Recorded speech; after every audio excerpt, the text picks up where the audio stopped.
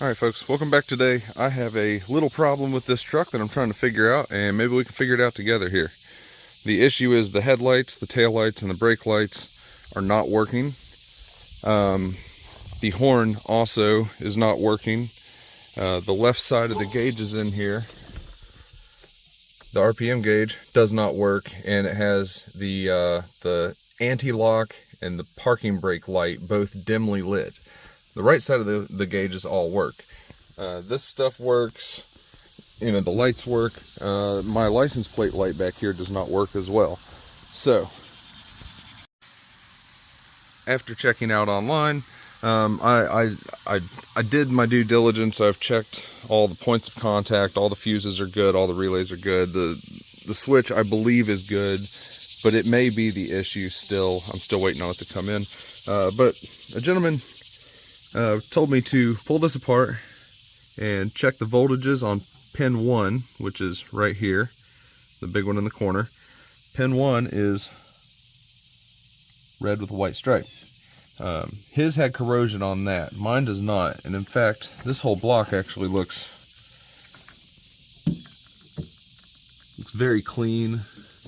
Even on this side, down in here, it's very clean. It's there's no corrosion, there's no dirt, which is kind of concerning. I really hope that the switch inside is the problem. Now, obviously, I don't have the battery hooked up right now because I have the wiring harness to the inside completely unhooked. So there's no need to run battery through it. But this switch right here, it's got nice clicks. 1, 2. So I mean, that switch should be in good working order. This one's brand new. That one did go out a few years ago. So I'm not sure. I really hope the switch is it, but we'll see. There's your pin 1 right there on the back side. There's no corrosion at all on that, and it is tight. It doesn't wiggle. It doesn't want to move. In fact, it looks very clean down in there. There we go. So, I don't know. What's next?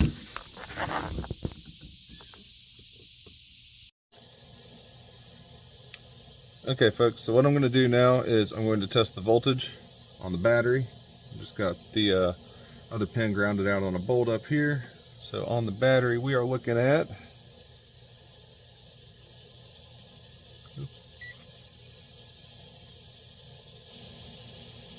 12.1, 12.2. Battery's a little bit low. I haven't drove it in a while. So now, from there, we're going to go over here to pin 1.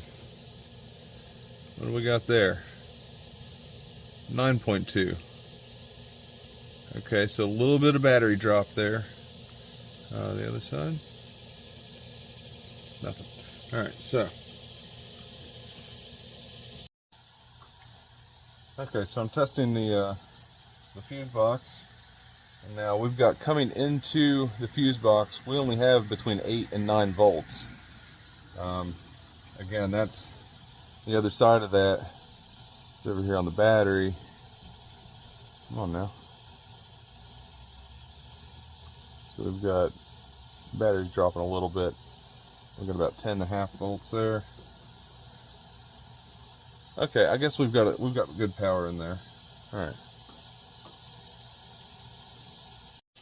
Okay, so I'm not an electrician, I'm not claiming to be one, but I do know that the battery has the same voltage as the fuse box. So I was testing off of this bolt to the battery, and then off of that bolt to this inside post.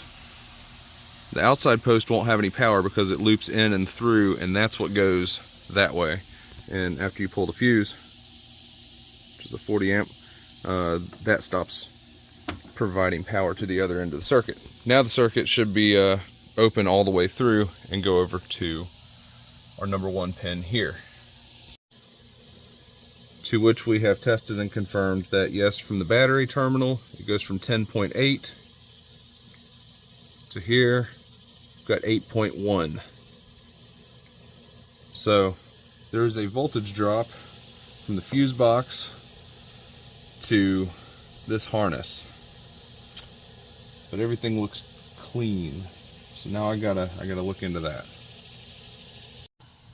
But while we're at it, I'm gonna test the pins for the headlight, the tail light, and the brake light, among other things that I can find that run through this harness.